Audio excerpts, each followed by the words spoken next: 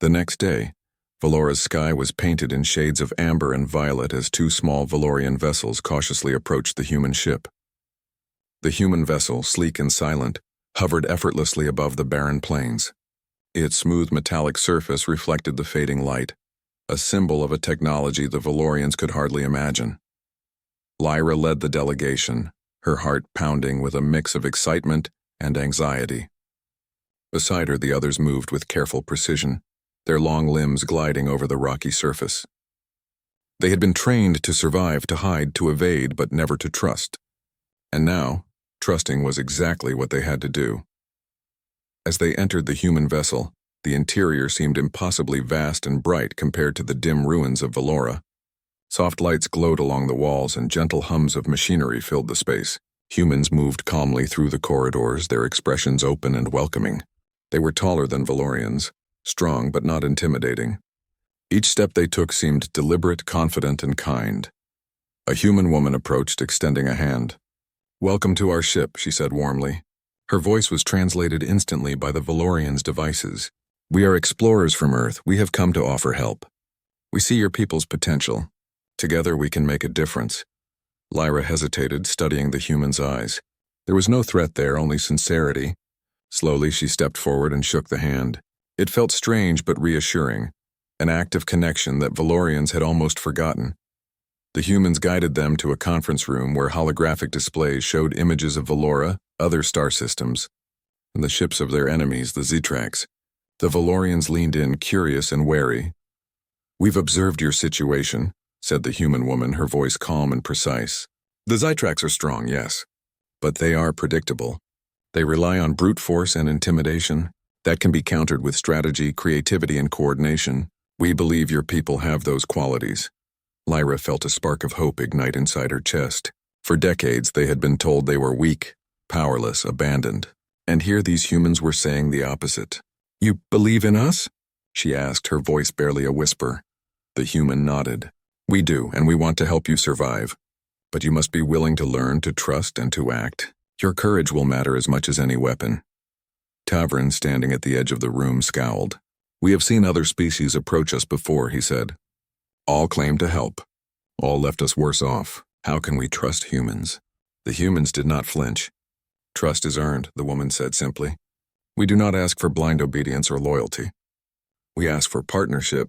If you work with us, we will show you ways to strengthen your defenses, to protect your people, and eventually to reclaim your world." The Valorians debated for hours. Some argued that the humans might have hidden motives. Others, inspired by Lyra's optimism, believed that this could be the chance their species had waited for. Finally, the council agreed to allow a limited collaboration. A small group would train with humans, observe their strategies, and report back. The first lesson was simple: thinking like a human. The humans emphasized observation, creativity, and problem-solving rather than relying on raw strength. They taught the Valorians how to use their environment to their advantage, to set traps and ambushes, and to coordinate movements with precision. At first, the Valorians struggled. Their instincts had always been to hide or flee, not to fight. But the humans were patient, explaining, demonstrating, and encouraging. They showed the Valorians that intelligence and courage could level the playing field against stronger foes. Lyra absorbed everything. She noticed how humans approached problems calmly, breaking complex challenges into manageable parts. They did not panic in the face of danger. Instead, they analyzed, adapted, and acted. Lyra realized that this was what had allowed humans to survive in the vast and hostile galaxy. After days of training, a small Valorian team, led by Lyra, returned to their city to prepare for the first practical test. The humans provided simulations, showing how Zetrax forces moved and attacked. The Valorians practiced coordinating ambushes, using natural terrain, and employing decoys. Each success built confidence. Each failure taught lessons. One evening, as Lyra reviewed a simulation with her team, she noticed a flicker of fear in Tavrin's eyes. "We cannot actually fight the Zetrax," he said quietly. "They are too powerful. All of this, it will fail." Lyra looked at him steadily. "We cannot know that unless we try. The humans are teaching us more than combat. They are teaching us to believe in ourselves. We have survived this long because we are clever, because we are resourceful. We just need to remember who we are." Tavern remained silent, but he did not argue further. Slowly, he began to participate, guided by Lyra's determination and the humans' patient instructions. Then the first real test arrived. Sensors detected a small Zytrax scouting team approaching a Valorian outpost. The humans urged the Valorians to handle it themselves, observing but not intervening. The team deployed as they had practiced, moving silently through the rocky terrain, taking positions behind ridges and crumbling walls. Lyra's heart pounded. For the first time, she felt the weight of responsibility, not just for herself but for her people. She gave the signal, and the Valorians executed a series of traps and coordinated attacks. Rocks fell from cliffs, clever decoys drew the Zytrax into ambush points, and precise strikes forced the invaders to retreat. When the skirmish ended, the Valorians stood in stunned silence. They had done it. They had faced the Zytrax and survived. The humans approached smiling, but they did not take credit. This victory belonged to the Valorians. Tears welled in Lyra's eyes as she looked at her team. "We can do this," she whispered. "We can protect our people. We can survive." Back at the council chambers, Arendor studied the reports of the successful ambush. A cautious hope filled his heart. "Perhaps these humans are not like others," he said. "Perhaps they can help us. But we must proceed carefully. Our enemies are still out there, and our people are fragile. Every step must be measured, every decision wise," Lyra nodded. "I understand. But we have learned something crucial. We are not powerless. With guidance, strategy, and courage, we can fight back. We can survive. And maybe even thrive again." Tavern, once skeptical, now allowed a small smile. "I still fear the Zytrax," he admitted. "But today I see hope. Perhaps we have a chance." As the sun set over Valora, the human vessel hovered quietly in orbit. Its presence was no longer a mystery or a threat. It was a symbol of possibility, a reminder that even a species seen as weak could find strength through wisdom, courage, and partnership. The Valorians had long been abandoned, left to perish by those who deemed them unworthy. But now, with humans as allies, they began to see a path forward, a path that required trust, learning, and courage, a path that might lead them from despair to survival, from fear to strength. Lyra stood on a cliff overlooking the city, watching the stars glimmer in the twilight. She felt the stirrings of something she had almost forgotten: hope. And as she gazed at the distant human vessel, she understood that this was only the beginning. Together, Valorians and humans could face what no one else believed possible. The journey of alliance had begun, and the galaxy would soon witness that even the weakest, when guided by courage and intellect, could rise to challenge the strongest. Days passed on Valora, and the quiet plains once filled with despair now buzzed with purpose. The Valorians moved with new energy, guided by humans who taught them skills beyond their imagination. Training grounds that had once been abandoned now hosted teams practicing strategy, observation, and clever tactics. Lyra stood at the edge of the largest field, watching Valorians of all ages move with precision. Some were learning to hide in plain sight, blending with the terrain, while others were experimenting with clever traps that required timing, intelligence, and courage. Each exercise tested not just their physical ability, but their minds. A human instructor, Commander Harris, moved among the Valorians, observing carefully. "Remember," he said, "strength is not just in muscle. Strength is in thinking, in planning, in knowing your enemy better than they know you. You are not powerless. You are smart. That is your weapon." Lyra absorbed every word. She felt the truth of it in her bones. For so long, her people had been defined by their fragility. Now they were learning that fragility did not mean weakness. It meant agility, adaptability, and cleverness. Her first challenge came in a small exercise designed to simulate a Zytrax scouting party. Valorians were split into teams, with Lyra leading one of the groups. Rocks, ridges, and narrow valleys were used to set traps, ambushes, and escape routes. Humans provided guidance, but the Valorians executed the plans themselves.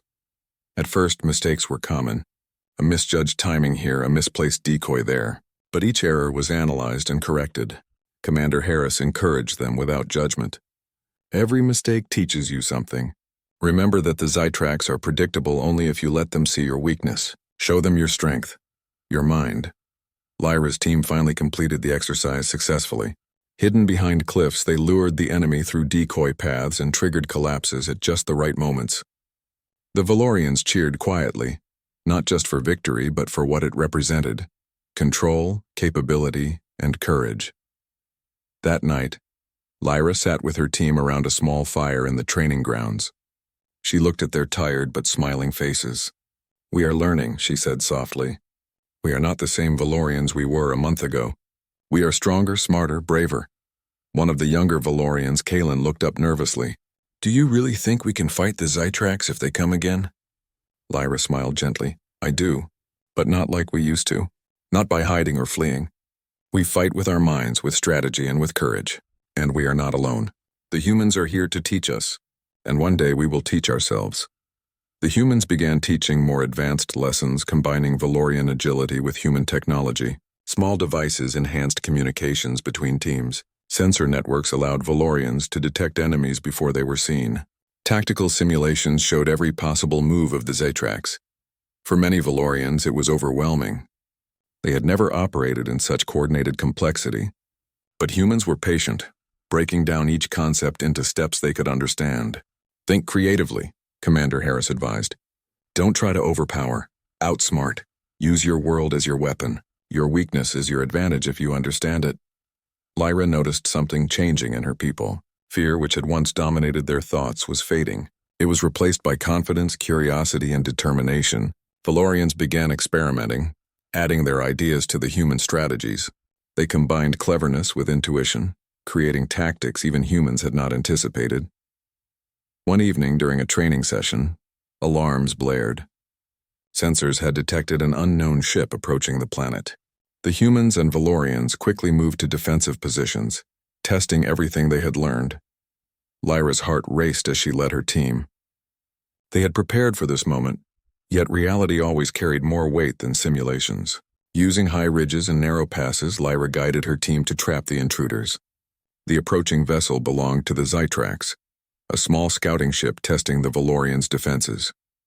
The Valorians executed their plan with remarkable precision. Rocks tumbled down cliffs, decoys lured the Zytrax into choke points, and coordinated strikes forced the enemy to retreat. For the first time, the Valorians had faced the Zytrax and won, not because of brute strength, but because of intelligence, courage, and unity. Commander Harris watched from above, a proud smile on his face. "Well done," he said simply. "This is the beginning of what you can achieve. Today you fought as equals, not as prey. Never forget this feeling." Lyra felt a surge of pride. She looked at her people, Kalen, Tavern, and others who had doubted themselves, and realized that fear was no longer their master. Hope was now driving them forward. The following days were filled with reflection and adjustment. The Valorians analyzed the encounter, noting what worked and what could be improved. They began to understand the Zytrax not just as monsters, but as opponents with predictable behavior, and in understanding them, the Valorians found strength. Lyra spent quiet moments thinking about the humans. They were different from anyone she had ever met. Brave, patient, and willing to teach a species they had no obligation to save. Their presence made her question everything the galaxy had taught Valorians, that they were weak, powerless, and alone. Now Lyra could see clearly that power was not only measured by size or strength. Power was also knowledge, courage, and the ability to act when others faltered. One afternoon, Tavern approached Lyra with a serious expression. "I underestimated them," he admitted quietly. "The humans, they are remarkable. And so are we, it seems. I thought we were doomed. But now, maybe we can survive. Maybe we can fight back." Lyra nodded. "We must keep learning. The Zytrax will return, and they will be stronger. But each lesson we take, each skill we master, makes us stronger. We are transforming Tavern, not into something we were not, but into something we always could be." The humans continued their guidance, but gradually, they allowed the Valorians more independence. They encouraged them to experiment, to adapt strategies, and to lead missions themselves. Every success reinforced confidence. Every failure was a lesson, never a punishment. Weeks passed, and the Valorians grew bolder. They patrolled their lands not to hide, but to test their new abilities. Small scouting parties began reclaiming lost territory. Hidden outposts were rebuilt, protected by clever traps and strategic positioning. The Valorians were learning not just to survive, they were learning to defend, to plan, and to reclaim. Lyra often stood on the highest cliffs, watching the horizon. The Zytrax fleet might return, stronger and more numerous, but she no longer felt fear alone. She felt readiness. She felt courage. And she felt the strength of her people growing with each passing day. One evening, as the twin suns of Valora set, Commander Harris joined Lyra at the cliff. "You've come far," he said. "Do you see what your people can achieve when they combine skill, courage, and intelligence? You are no longer the Valorians the galaxy underestimated. You are a force to be respected." Lyra smiled. "Thank you. Not just for teaching us, but for believing in us. That makes all the difference," Commander Harris nodded. "Remember, Lyra, bravery is not the absence of fear. It is action in spite of it. You and your people have learned that lesson well. The Zytrax may return, but they will face something they did not expect, a people who refuse to be weak." As night fell and the stars above Valora shimmered faintly, Lyra looked at the horizon, imagining the future. She saw challenges ahead, battles, tests, and sacrifices. But she also saw a transformation that could not be undone. The Valorians were no longer just survivors. They were learners, thinkers, and warriors in their own right. With humans at their side, they had discovered a new form of power, the power to rise against impossible odds. The next step was inevitable. They would face the Zytrax again. But now, for the first time, Lyra felt a thrill of anticipation instead of dread. The Valorians were ready to fight. The Valorians were ready to reclaim their world. And with their newfound ally, the humans, they had a chance to show the galaxy that even the weakest could become strong. The transformation of Valora's people was just beginning. And the galaxy would soon see that strength was not measured by muscle or size alone, but by courage, intelligence, and unity, the very qualities that humans had taught the Valorians to embrace. The twin suns of Valora rose over the barren plains, casting long shadows across the city that had begun to heal. Valorians moved with purpose, preparing for an operation unlike anything they had attempted before. Today was the day they would no longer wait for the Zytrax to strike. They would take the fight to them. Lyra stood at the edge of a high ridge, overlooking the Zytrax encampment far below. Her eyes scanned the jagged terrain, noting every ridge, canyon, and hidden path. The humans had provided intelligence showing the layout of the Zytrax forces, their patrols, and their weak points. But now it was the Valorians' courage, strategy, and creativity that would decide the outcome. Commander Harris joined her, his presence calm and reassuring. "Remember," he said, "this is not just about strength. It is about thinking, adapting, and working together. You have trained for this. You are ready." Lyra nodded, her heart steady despite the tension. "We have learned much, but today will be the true test. Every step, every choice matters. We cannot fail. Not our people, not Valora." The Valorians moved silently in coordinated teams, each group taking positions along ridges, behind boulders, and within hidden valleys. Their traps, carefully designed and timed, awaited the unsuspecting Zytrax. Small devices from the humans allowed communication across distances, ensuring perfect coordination. At the signal, the first phase began. Valorian scouts created subtle distractions, drawing Zytrax patrols into narrow passes. As the enemy moved forward, clever traps were triggered. Rocks tumbled from cliffs, narrow paths collapsed, and decoys misled the invaders. The Zytrax were taken by surprise. They had expected an easy advance, but the Valorians had transformed from a weak race into a force to be reckoned with. Lyra's group moved next. Using their agility and intelligence, they flanked the Zytrax from high ground, striking with precision and disappearing before retaliation could come. Every move had been practiced, planned, and refined over weeks of training with humans. For the first time, Valorians felt the thrill of control rather than fear. From a safe distance, Commander Harris monitored the operation. "Excellent," he said into the communicator. "You are executing everything perfectly. Remember, the goal is not just victory but disruption. Make them see that Valora is not weak."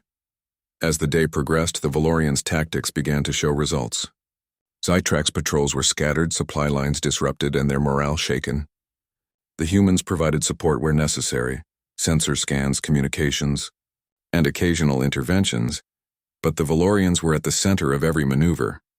In the midst of the battle, Lyra noticed a small Zytrax command hub, a critical node controlling a portion of their fleet.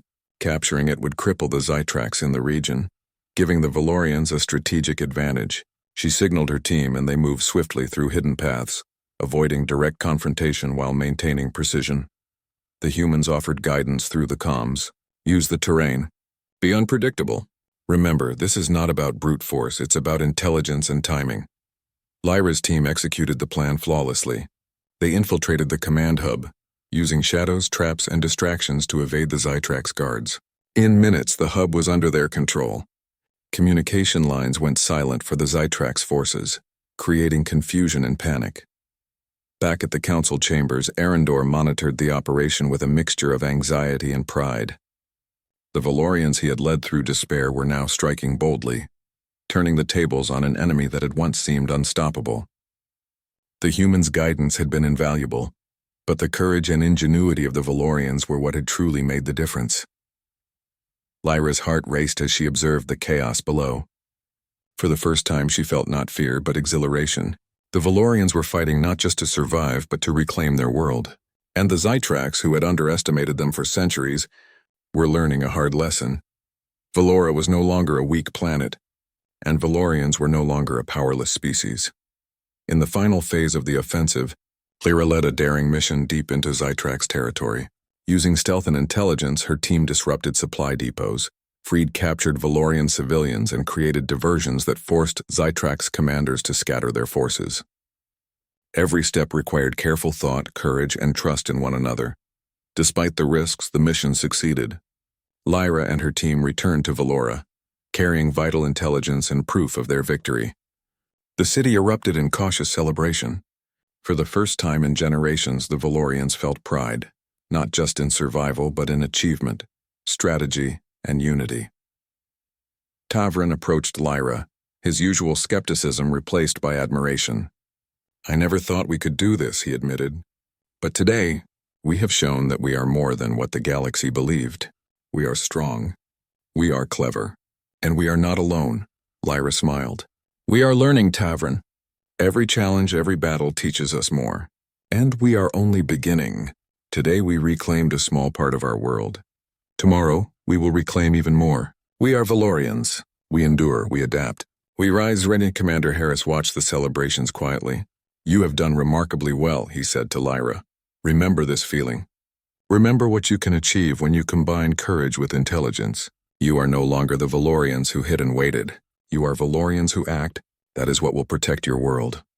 That night, Lyra stood on the cliff overlooking Valora, the stars bright in the sky. The human vessel hovered silently above, a constant reminder of the ally who had helped them awaken their potential. But this victory was theirs alone. The humans had only guided them. The Valorians had fought, thought, and acted. They had proven that strength is not measured solely by size or force, but by courage, intelligence, and unity.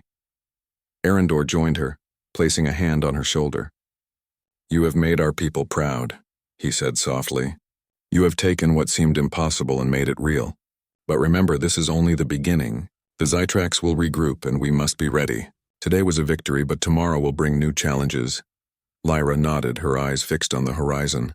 "I understand. But today has shown what we are capable of. We have learned to fight not just with our bodies, but with our minds and hearts. We are no longer powerless, and together with the humans we can face anything." Across Valora, the city was alive with renewed energy. Families reunited, repairs began on damaged buildings, and scouts prepared for the next stages of the operation. The Valorians had learned the power of strategy, courage, and intelligence. They had learned that their supposed weakness was a strength when combined with creativity and unity. Lyra returned to the training grounds, watching Valorians continue to hone their skills. She saw confidence in every movement, determination in every glance. The transformation was clear. The Valorians were no longer the abandoned, weak species the galaxy had dismissed. They were thinkers, fighters, and survivors, ready to reclaim their place among the stars. As the twin suns set once again, casting long shadows across the plains, Lyra felt a sense of calm determination. The Zytrax would return, but this time Valora would be ready. With humans as allies, the Valorians had discovered a new kind of strength. The strength to rise, to fight, and to survive against impossible odds. The bold offensive had changed everything. The Valorians were no longer hiding. They were acting, and the galaxy would soon understand that underestimating them was a grave mistake. The morning sun rose over Valora, painting the horizon in soft gold and crimson. The planet, once scarred by war and abandonment, now shimmered with renewed life. Valorians moved through the streets, repairing structures, planting new crops, and rebuilding the homes that had been destroyed by decades of conflict. Hope flowed through the city like a river, warming hearts that had long been hardened by fear. Lyra walked through the central square, observing the activity. Children played under the watchful eyes of their parents while builders and engineers worked together to restore the city. The energy was contagious. Every smile, every laugh, and every determined action reinforced the truth that the Valorians were no longer a species left to perish. They were a people reborn. Arendor approached, his expression a mix of pride and relief. "It is remarkable," he said. "Our people, they are learning what it means to stand and fight for themselves. And they have done so with courage I never thought I would see again." Lyra nodded, her eyes shining with determination. "We have come far, Arendor, but this is only the beginning. We must remain vigilant. The Zytrax may return, and there are other threats in the galaxy. But now we are ready. We are Valorians, we endure, and we will not be underestimated again." From orbit, the human vessel observed the planet, its crew quietly proud. Commander Harris addressed Lyra via communicator. "You and your people have accomplished something extraordinary. You have taken your potential and turned it into action. Today, Valora is safe and your people are no longer the weak race the galaxy assumed. You are strong, intelligent, and courageous," Lyra smiled. "Thank you, Commander.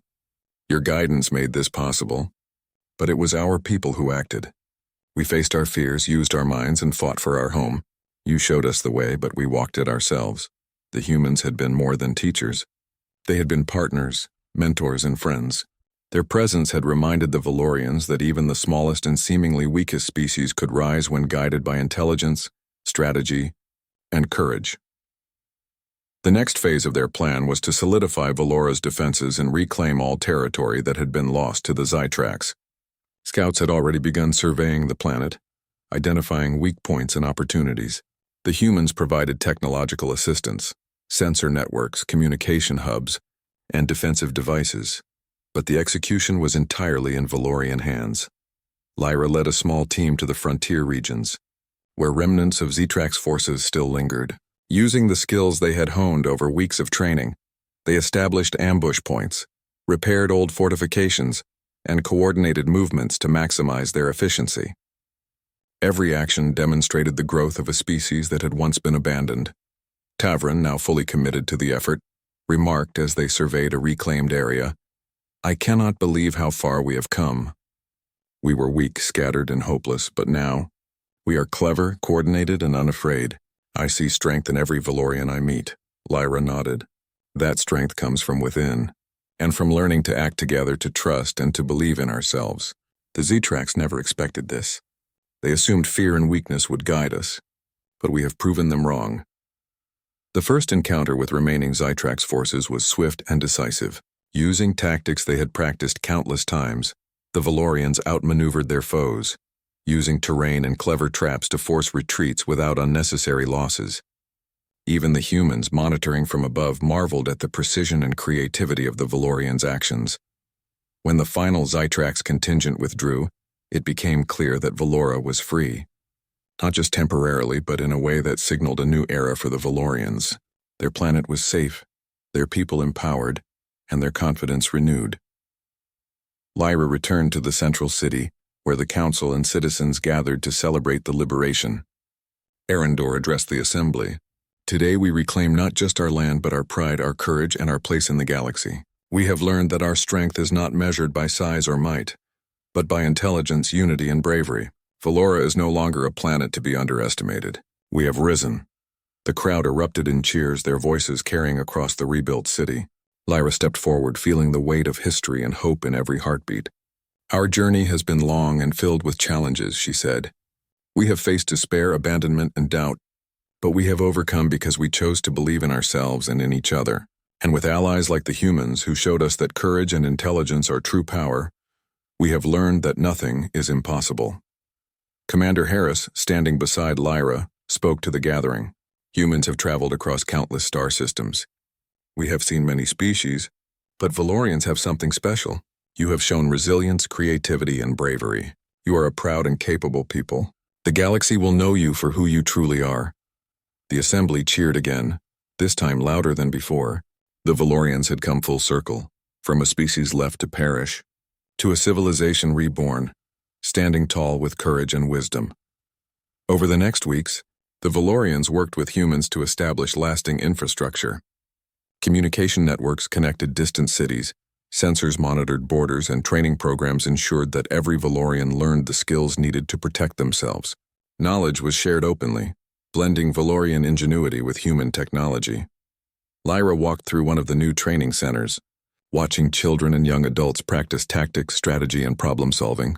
They moved with confidence, laughing as they learned, experimenting with ideas and growing stronger. She realized that the true strength of Valora lay not only in what they had reclaimed, but in the generations who would inherit courage, knowledge, and unity. Tavran approached, his expression thoughtful. "We have come so far," he said.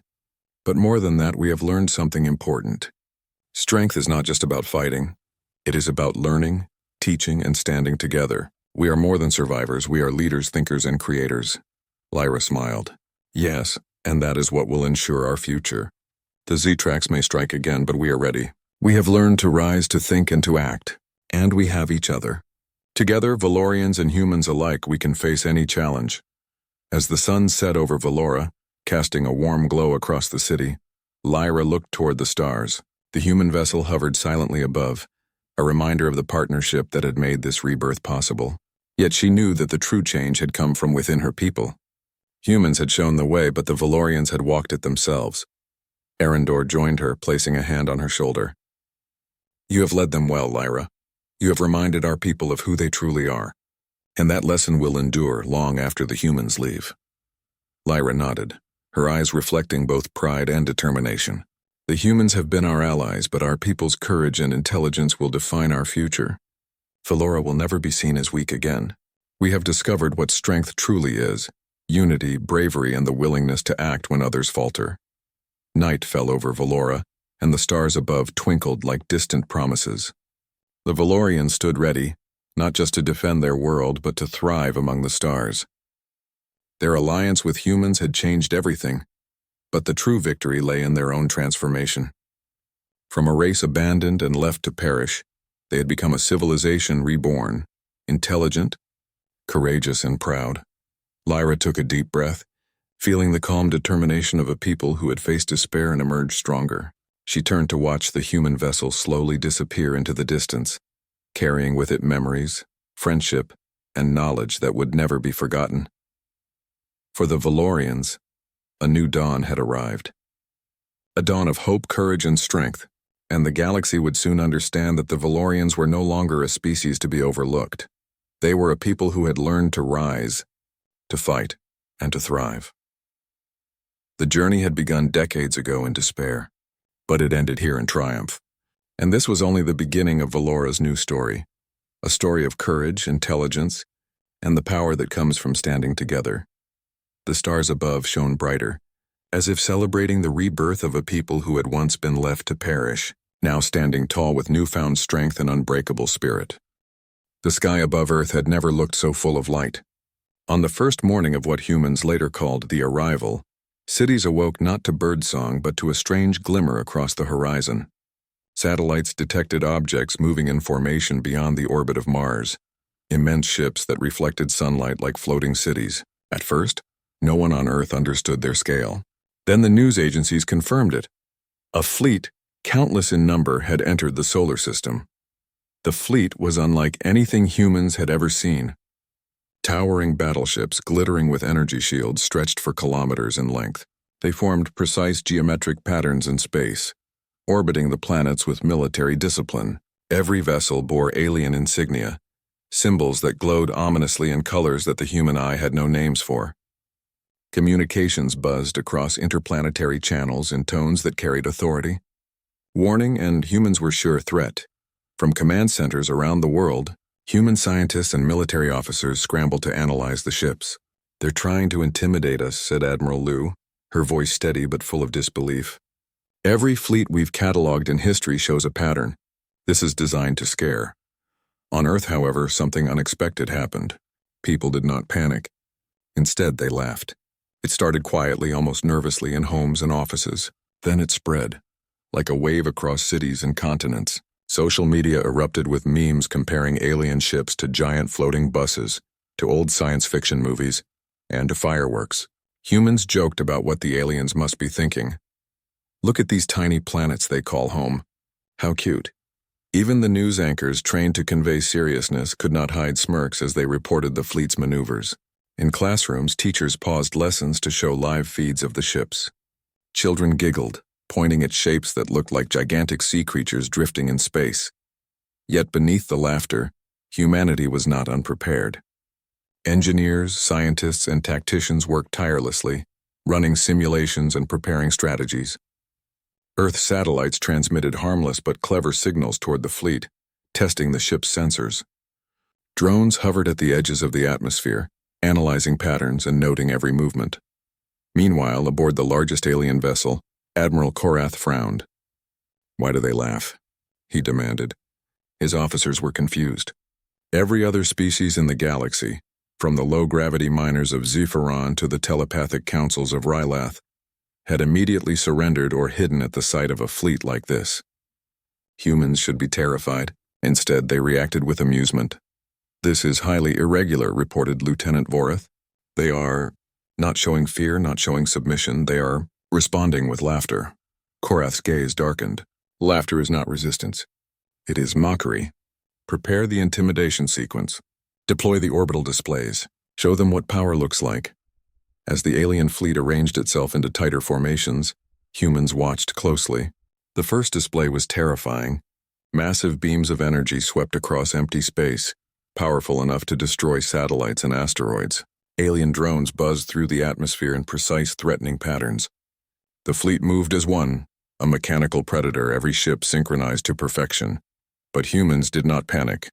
Instead, they built their own displays, not weapons but clever adaptations. Scientists launched reflective drones into orbit, which reflected the alien energy pulses harmlessly into space in dazzling light shows. Children's digital fireworks, projected from cities around the world, created patterns that mimicked the fleet's formations, confusing alien sensors. The humans laughed louder, sharing videos online that went viral in seconds.